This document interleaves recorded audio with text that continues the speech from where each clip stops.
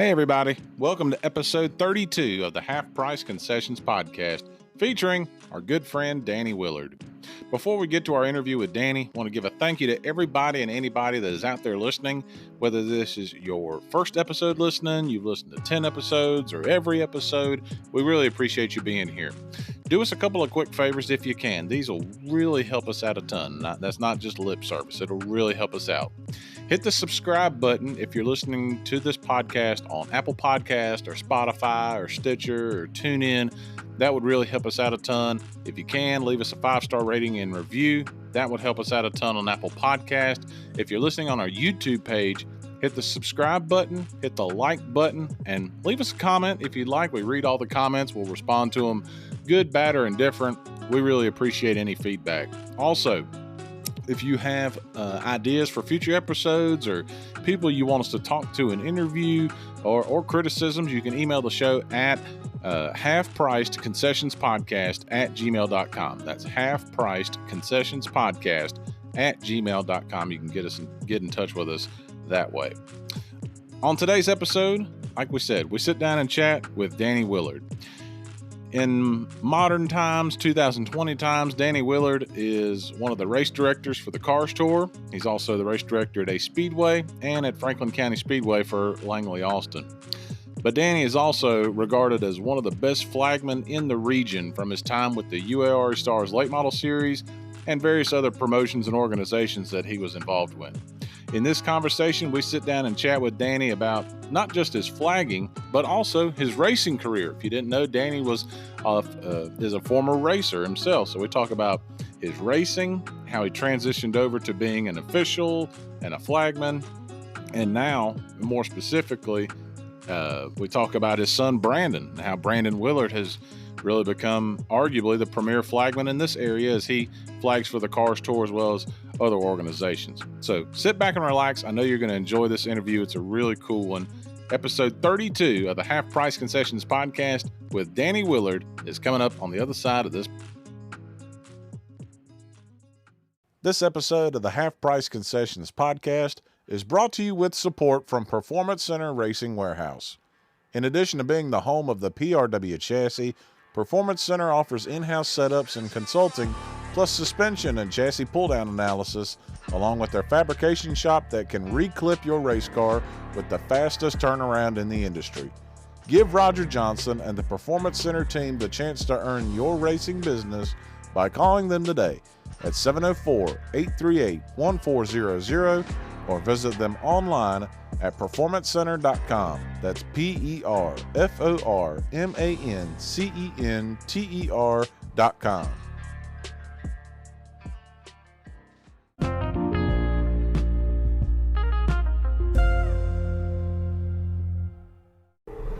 So, got my buddy Danny Willard here on the Half Price Concessions podcast. And Danny, we're sitting here at a racetrack. We're social distancing because there's a little bit of practicing going on.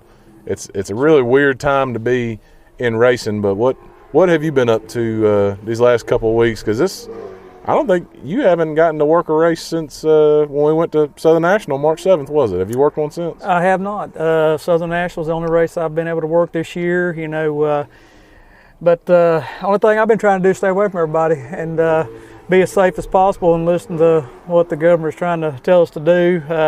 Even though I don't like it, of course, because I love racing. So, I was about to say you've been involved in some capacity for quite some time. If you wasn't racing, I've known you just as an official for so long, and I'm sure just from your end of the perspective, it's a pretty big hit because it's a supplement to your income. Like it is mine and a lot of other people's. Yeah, it is. My son and I, we've been doing it now for years. I used to be a racer. I'm one of those guys that my pocketbook dried up before I had a chance to get to where I wanted to get to. So I became an official flagman. I was a flagman. Started up 06 Friendship Speedway, doing some flagging, and that was when my racing career was coming to an end, which I ran my final race in 2012, of course. Caraway Speedway, Rusty Hart Memorial, late model super truck. That didn't work out that night the way I wanted to either, but had a lot of fun along the way. But we've been, like I said, trying to keep everything going in the Willard household without racing. Yeah. And it's pretty hard right now because we do so much. You know, our plan for this year was to be a Speedway again for myself. I was going to, be the race director, and still planning on doing that. Hopefully we'll open the door soon. Franklin County, I was going to be back with Langley Austin, of course. I've been doing his deal since he started the Moonshine deal up years ago. And, of course, helping out with the Cars Tour, race control, safety coordinator, Sons of Flagman. Yeah, we're pretty much eat up with it. I mean, we love racing, and we always have. My dad's also a part of it. He's been going ever since I was doing the racing part, whether it be driving or he still goes with us to all the races mostly. It's very rare you don't see Pop with us. Yeah, I was about to say, I'm glad y'all still bring him, because he tells amazing stories. I remember last year at the Old North State Nationals in Orange County, I think it was that Sunday morning, guys were getting in line for tech, and I went over and just sat with him, and he started telling me about how Orange County used to be called Trico, and when the bleachers were wooden, and the wheels were square, and all these old stories. Yeah, but, that's right. Yeah, I was just that's so cool that it's rare to see one of y'all singled out. Y'all three are usually always together. That's pretty cool. Yeah, we are. We're a very tight family. We all of us love racing, and we all have to learn this sport from somebody, and I learned from my dad. And he got me into this, and now when we sit down and have our conversation and talk about why we're broke, he wants to blame me, and I want to blame him. So it's it's a team effort. We had a lot of good times. I mean, I wouldn't change anything. I mean, do I wish I could still drive a race car? Yeah, it'd be great. I mean, if I had the opportunity again, I'd probably do it. I have some unfinished business that I didn't succeed. But I do love what I'm doing now with the officiating, and whether it be the race directing or helping out in whatever capacity with the Cars Tour. I really do love it. As long as I can still be with the sport, I'm very thankful, and that's the main thing. So tell me about, where did you kind of get that first hit? I always like to refer to racing kind of like as a drug. Like, you get that first hit, and then it does become an addiction, and it does cost you money. You either pay to get in or whatever. And it's always interesting to see kind of where was that first kind of opportunity. So just for you at any level, where did you first get exposed? Well, I'm going to go back to when Daddy started taking me at a very, very young age to races. We used to go to Bowman Gray. I was a Bowman Gray youngin'. Grew up over there sitting behind the flag stand. That was probably when I first got it. That was a very, very young age. And we met a lot of friends, and still a lot of those friends today I still talk to, hang out with, whether they race or they're just fans of whatever capacity. But that's when I first got the fever. I knew I wanted to be a race fan and learn all I could from that point of it. But then I realized that I wanted to be on the other side. Okay. And but we grew up. Our family, we didn't have a lot of money. I mean, I'm not going to sit here and we built up to where we got lucky there at one time, and back in the mid '90s, things were going good. I mean, just like they were in the '80s and '90s, and my job was doing well. My dad was doing pretty well, and we got a wild hair one day. And matter of fact, I just got divorced. Yeah. And and we sitting there talking one day in the yard, and we decided to go mini stock racing. Hey. So in '95 is when I first started racing, and that's when I finally got to do what I'd always wanted to do. And we bought a Pinto from a buddy of mine, Chris Mabry, out of he used to race a Hickory, and Tri-County, had a really good car, and he was getting out of it and I was getting in it. And so we went racing, had some really good years in the mini stock division. Probably should have stayed there, to be honest with you, because that was when we had the most fun and could afford it. You were in a good area too, because you had a lot of tracks around it that you could go run. You didn't have just like one track and it's this or nothing. You had options. Absolutely. We used to race on Friday nights at Tri-County, and then on Saturday night we was either at Hickory or caraway. Okay. And the rules back then were pretty, compatible. I didn't have to make a lot of changes, if any. And so I could just load the car up and run the same tires I run the night before. And, a lot of tracks need to get back to that now. Yeah. But, that was a lot of fun. I mean, and we were very competitive at all 3 tracks, and we could afford it. And,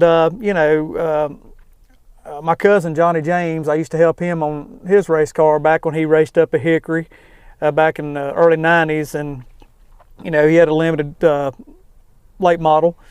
And when he decided to upgrade to a newer model, I bought his old limited. And that's when he made me a deal, I guess you'd say. And back in 96, at the end of the year, they used to have a big 50 lapper at Caraway, and that was my first limited late model race. And I guess that was when I started going downhill from there, because I jumped up to the V8 deal, and we had a lot of fun. I mean, we ran limited late model, we run late model super truck, we run several years in those 2 divisions. And in 06 I finally did go nuts, and I decided to run 1 season of late model stocks, and did a little trading. Had a late model super truck, and friends of mine down in Archdale, Brian and Angela Morgan, they had an old late model that used to be old Donnie Apple car. Yeah, the Biscuitville 88. Yeah, it was. Well, this was a car. That, yeah, this was a Bryant car, a Bryant chassis car that Donnie, I don't think, really liked. I think he had 1 start in Martinsville, and Angela had been running at some at Caraway, and we did a little trading. I got that car, and they got my late model super truck, and then we. You were big time, and then you're you're about to go set the world on fire and run Martinsville and all that stuff. That was the plan. I wanted to make 1 start at Martinsville, and I never did. I wanted to have 1 start at Martinsville. My plan was that year in 06 to run Martinsville, but that got limited to very little, because I think we had 6 starts at Caraway Speedway and 2 at Tri-County. Yeah. So I had 8 starts in late model back in 2006, and then I pretty much went flat broke. And Did you kind of see it coming, or was it kind of? Oh yeah. You saw it and you were like, "I'm gonna put that off. If I could just hold out a little longer, maybe it'll turn around." Maybe. I did. I was one of those guys that I'm like a lot of race car drivers. I'm a dreamer, and I sit there and I kept saying, something's gonna happen, something good's gonna happen here, and I'm gonna try to do this again next year, and it never happened. And at the end of the season, I pretty much at the end of 06 season, I thought I was pretty much done, and I got out of it because we did a little horse trading. Yeah. We sold the late model, plus along the way we got a new roof on my house as well, and my dad's, and so it was a little bit of trading. The car loaded up, went out the door into a new owner, and I was done. And how were you emotionally? Were you hurting, or were you kind of ready to be done? Well, both sides. My wallet was hurting. Yeah. But my heart was still wanting to race, and Daddy, we done decided we're going to hang it up. And you start doing a little shopping around, and you ended up finding some used race cars. And next thing I know, I'm going to Virginia to look at a late model super truck that had been sitting for a while. That's why I call it an addiction. Yeah. Just when you think you might be done, you'll find a way to weasel back in. And we went up there in an old 2000 chassis, late model super truck. Used to race at Motor Mile. Yeah. Jason Lawrence, I think, was the original owner. We got it from Guy Philip Sisson. Bought the truck. Come back, put a bone stock crate motor in there. That's the first mistake, I guess. Was it an actual stock crate motor? It was, right out of the crate. I mean, like that's why you ran, and that's why you didn't run up front, right? That's right. We were a mid pack. When we did have a good top 5 run, if people knew what we had, they would have been shocked. I mean, because we had some good runs in that truck. Not as good as we'd had in the past, because we had some better equipment, of course, back early 2000s, and I was basically just going to the track to have fun and just filling a void that, I guess I was having, because I didn't want to give it up. And we raced some up 2007 up to 2012, we were part-time at Caraway Speedway, some at Hickory. You know, over the years, I think I know I raced at 7 different tracks. I've got at least one start at some tracks, and but mostly it was Caraway, Hickory. And like I said, in 2012, like I said earlier, that was our that was our last race.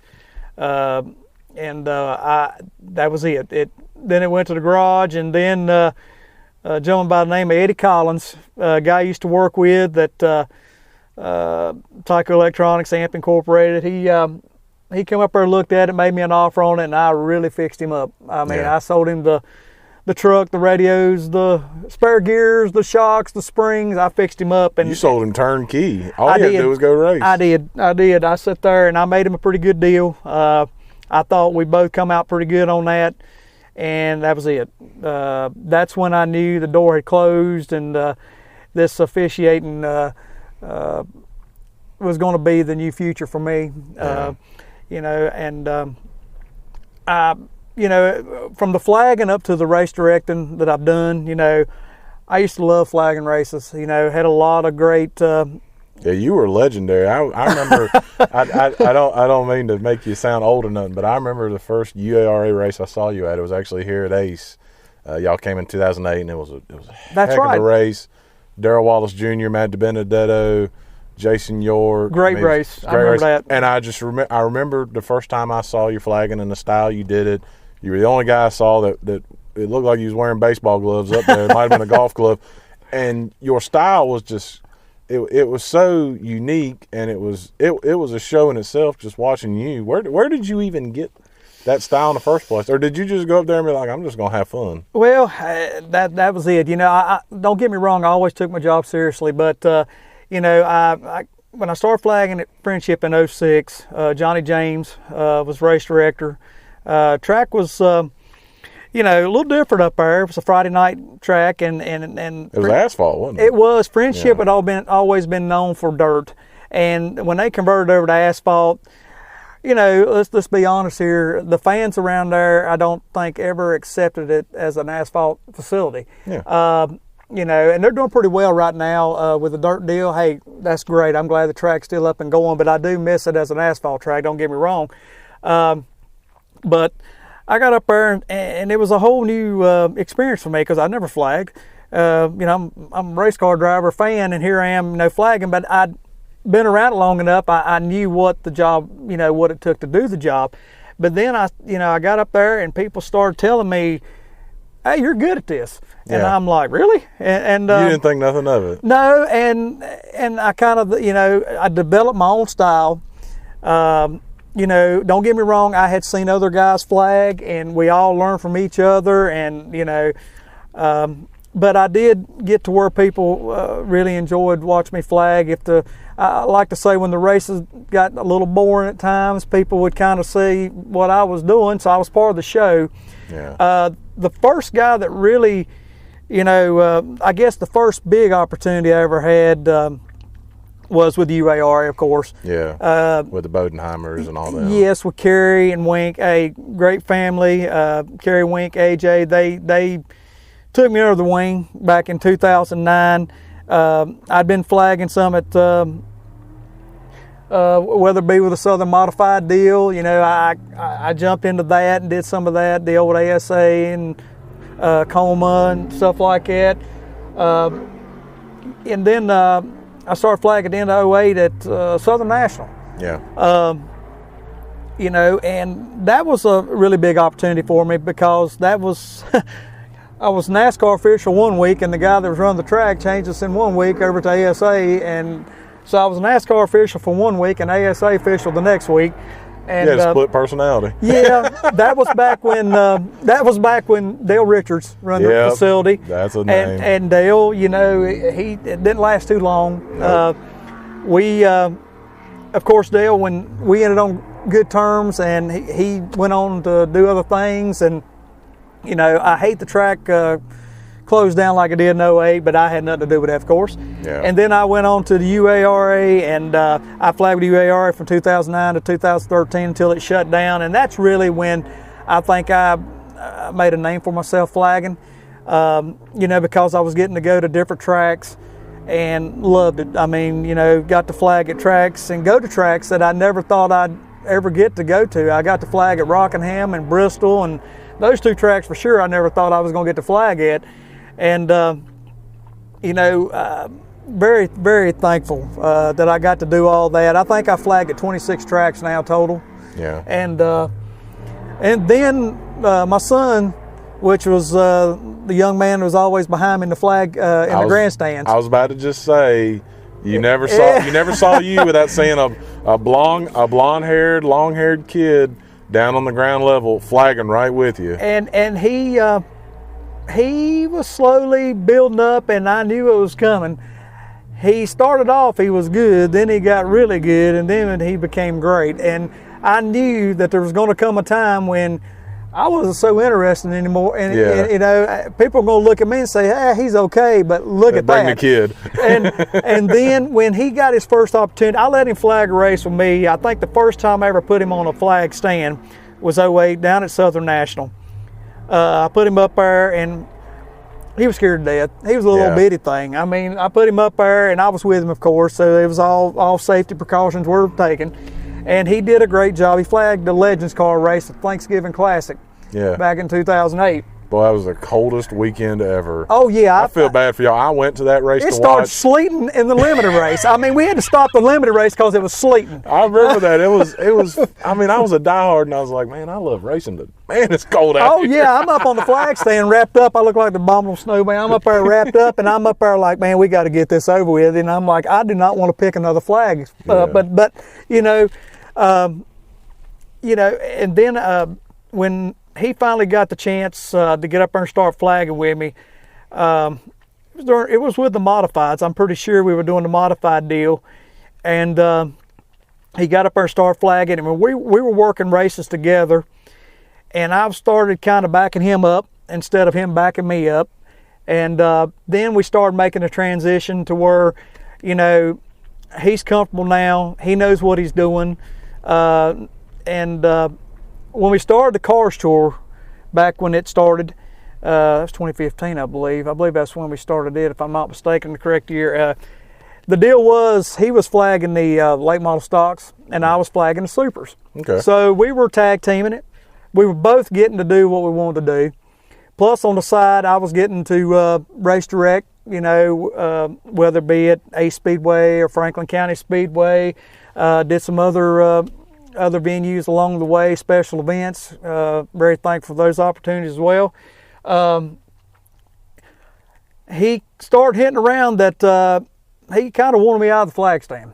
Oh. And he wanted to be the flagman for the Cars Tour, and he wanted me to kind of retire, I guess, or step away. And I'm not going to say I've ever retired from flagging. I mean, because I'm, I still do some every once in a while, whether it be practice or wherever. But he took over, and when he took over, of course he's done a fabulous job. He's very entertaining. He takes his job very seriously. I'm very proud of what he's done with the flagging and the young man he's become. So we've. And you always know where to find them at a racetrack. It's not like some kids where they're either in the pits in the grandstands and they're running around or doing something. Your kid can always be found. He's up there by himself in the flag stand twirling. You never have to wonder where and he's got a radio on. Oh yeah, he's really good at what he does. And I mean, I do like my role with the Cars Tour. When we get there, with the Cars Tour, we work from the time we get through the gate to the time we leave. We've got a great team, great series, and he's the flagman now. And I'm working with Chris Reg on the tower.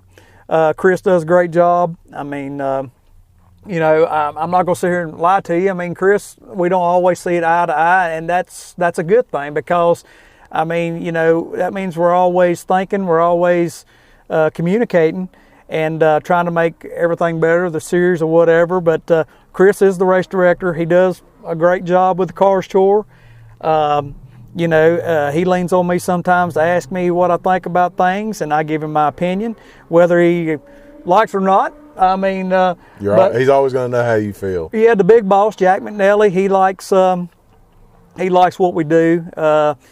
And you know, being consistent is what it's all about with race directing, and you know, and having that open door policy to where, you know, if there's something that does happen on the racetrack that night or something that we don't agree on, let's talk about it and try to work it out, learn from it, make things better. You know, Franklin County Speedway, when I went up there, I mean, tell me about flagging there, because when I went, I think it was 2010. You and I went to go. We did work for Kenny Lane. We did left turn promotion. That's it. And I remember I had never been to Franklin County. I went in the log cabin of a tower and I looked down and I said, "Oh, that's Danny Willard." Hey, I know Danny. And then I looked a little closer at my surroundings, or more specifically your surroundings, and I was so scared to death for you, because that flag, it is not a flag stand, it's more like a flag mount. It is. And it's just right there. Was that fun for you, or was that scary for you? What was that like? Well, I mean, I remember going up there, here we go again, going back up there when my days taken there when we were kids, when they had trees in the infield, and, you know, going back to the Johnny Bryant and Paul Radford days, and Joe Henry Thurman, you know, and all those guys up there that I grew up, you know, looking up to. But the flag stand, there is a flag stand. I mean, you're basically standing on the wall. There's kind of just a raised area there on the front stretch. And the first time I stepped out there, it was a little scary, because I believe the first time I flagged a race there was with the modifieds.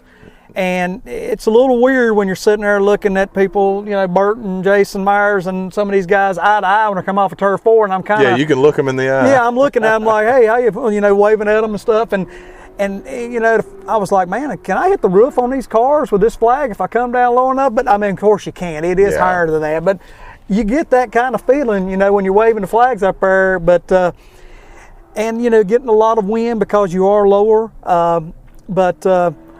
You know, it's different. It's different, and you got to kind of pay real close attention up there. I remember one night I was flagging a modified race up there, and Gene Pack decided to put the right front right there at the opening. Oh yeah, he parked it right there at the opening. So I'm sitting here and I'm flipping the lights and throwing the yellow, and plus heading through the back gate all at the same time. I think somebody got a picture. It worked out. I think somebody got a picture of it one night where a car got up in the wall or hit the wall, and there's like you pushing back, and I'm just like, oh. Yeah, I'm leaving. I'm so nervous. Out of here. Yeah, go run to the concession stand. I was going to get a hot dog. That's what I was doing. That's what it was. But yeah, I mean, it's tight quarters up there. But you know, Brandon, my son, he loves flagging up there. He does. You know, there's certain flag stands that I've been on that I'm not too. You know, don't miss that much, and there's some, you know, that we've pretty much could camp out in. Pretty much, you know, Anderson Speedway, South Carolina, that's a big flag stand for a racetrack, you know, of that size. Yeah. You know, but it's a very safe flag stand, and you know, Rockingham, places like that's got the big flag stand, and then there's places like Franklin County, like we're talking about, that there isn't really a flag stand, but it's always worked out, and you know. Very thankful that nothing has ever happened up there over the years, as far as I know, with that flag stand. I don't know of anything, but just close. Just close. I mean, but I mean, I've been on the flag stand when the car hit the bottom. You know, the flag stand at South Boston. You know, and shook it. And shook it. Yeah. You know, so it's you're always taking a risk, whether you're anytime, any sport, any hobby, or anything you do. There's risk involved, and if you love doing what you're doing, then you're going to do it regardless. And it's like right now, if they sit here tomorrow and say they're going to go racing, I'm pretty sure everybody's going to be jumping in their cars, and we're going to have a heck of a crowd here, and we're going to go back racing strong, and whether it be at Ace, Franklin County, or whatever venue around here. And that's what I'm looking for. I'm looking forward to when we get the green light to do that. One of the things I've noticed about you guys, you and Brandon, was, and this is, you talk about inside baseball, you would have to wait for you guys, if you're a fan listening to this, you'll have to wait till after the race to notice this. You guys always bring, I don't know if you call it like a mount or whatever it is that you put your flags in. And I remember finally noticing that, and I was like, Oh, that's interesting. I never really noticed other flagmen doing that. When did y'all start doing that? I don't remember exactly when we started doing that. I decided to get a flag stand because some of the flag stands we went to over the years, whether it be UARA, Cars Tour, weren't really friendly for what we're trying to do. Nothing wrong with any of them, don't get me wrong, but it's nice to have the flags down, and you I felt like we could control them better if they wasn't up in the wind and they were down lower, and because you're reaching for it, you don't need it flapping in the breeze. Correct. And if you know where they're at all times, and you get used to them being a certain height, and also getting used to, don't get me wrong, some flag stands we have to put them on the left, some on the right. We bungee cord them down, but also it takes them out of view of the fans too, so they can kind of see what's going on around the flag stand area more. Okay. Because some flag stands, if you put them up there on the stand, they blow and block your view and stuff. So we're kind of, in a roundabout way, I was being courteous to the fans as well. I was like, let me get these just plumb out of the way. And, I bought the flag stand. Anybody can buy them. I bought it out of California. Dynamic Designs. I mean, no secret. They sell them every day. And some flagmen I know use them, and some would prefer not to use them. But Brandon and I both have gotten comfortable using it. And but like I say, we've, I don't know. We can do it either way. We can do it with, but that's the way we prefer to go with. And it's like I said, we get used to, like anything else, you get used to using something over and over each race, and it becomes comfortable. So why change it? I hear you. It was just, just like a race car driver, they want their seat mounted a certain way. That's right. So they can, because if you're comfortable, you're gonna do your job better. So that's right. I totally understand that. I have a bigger problem with microphones and speaker systems, but headsets are a problem with me. I understand that. When the money kind of dried up for you with being able to race, right, and you started kind of going over and doing officiating, did it kind of scratch the itch for you off the bat, or did it kind of now in time, as have you done it for a couple of years, does it kind of scratch the itch now, or does it still kind of burn like, man, I would kill to get back in that car? Well, like you said off the top, you still got some unfinished business. Well, you think back, I think back to the good and the bad years of racing, and the what ifs. When there was times that we should have won this race, or we should have won that race, or that's the biggest things that the things that hurts the most is situations like that, and that's when you feel like you want to get back behind the wheel and go out there and do what you didn't get to do, whether be win that late model race or whatever division. The officiating, it did fill a big void with what I was missing from driving and having a race team with my dad. The burning, it cooled it down. I think I'm okay now to where I can be satisfied and happy with what I've got going on and everything from this from what I'm doing now. Yeah.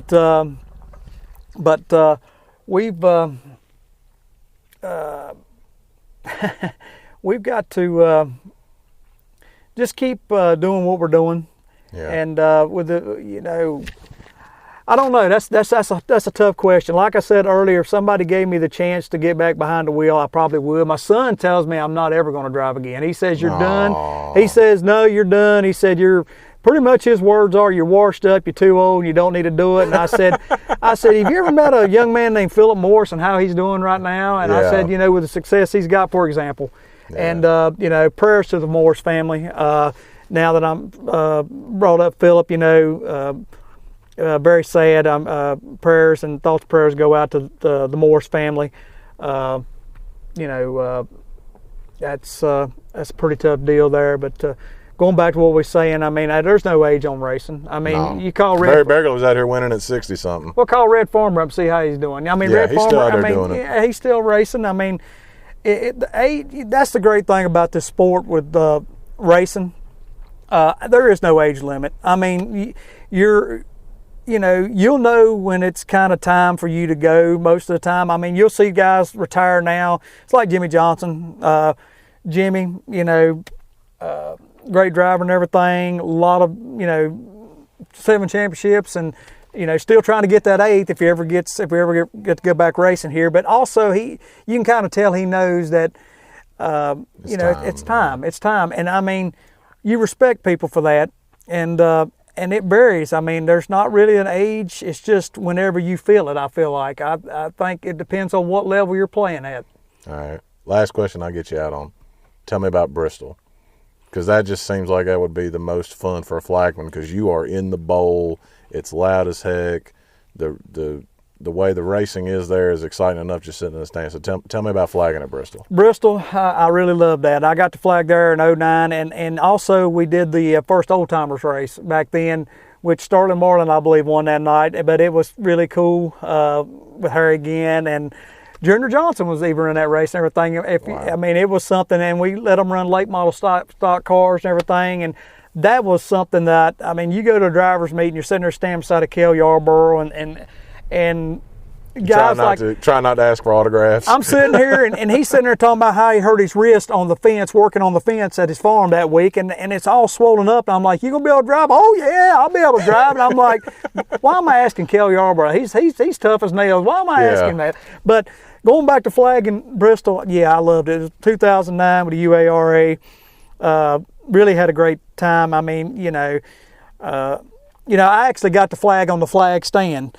Now when we do the car store deal, they put a scissor lift on the backstretch, and Brandon gets to flag there, but he's not getting to flag on the Bristol flag stand. But yes, he's flagging races at Bristol, but it's really tearing him up that he hasn't been on that flag stand. And his daddy has. Yeah.